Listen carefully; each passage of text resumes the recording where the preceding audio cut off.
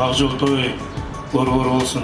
Мен жаштар чакырат элем, ошо Кыргызстаныбызды сүйөлүп, ош шаарыбызга болгон күч аракеттерибизди жумшап, ошол боюнча иш-чараларга активдүү катышканыңыздарга чакырат элем. Рахмат дагы бир жолу.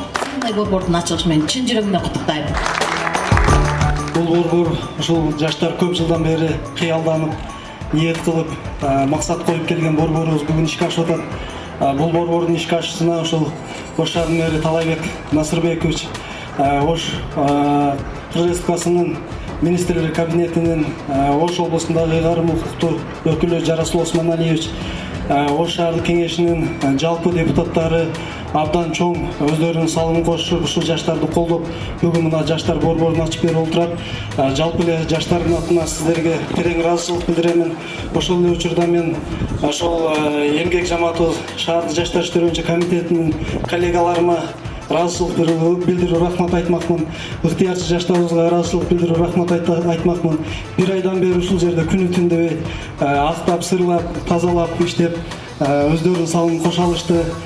Ушундай биз Кудай буйруса бул борбордун атына затын жараштырып, жаштарды интеллектуалдык жактан өнүктүрүп, жаңы инновациялык технологияларды үйрөтүүгө өзүбүздүн чоң салымыбызды, аракетибизди кошобуз.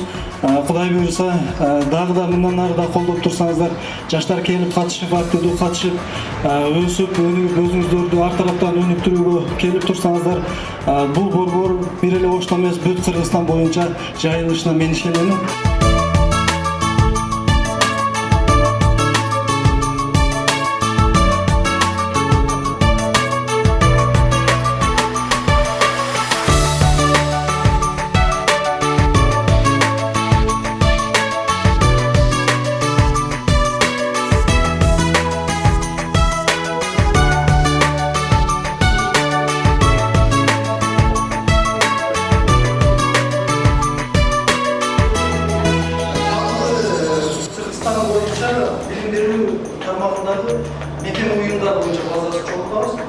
Жаштарга билим алууга багыт берди.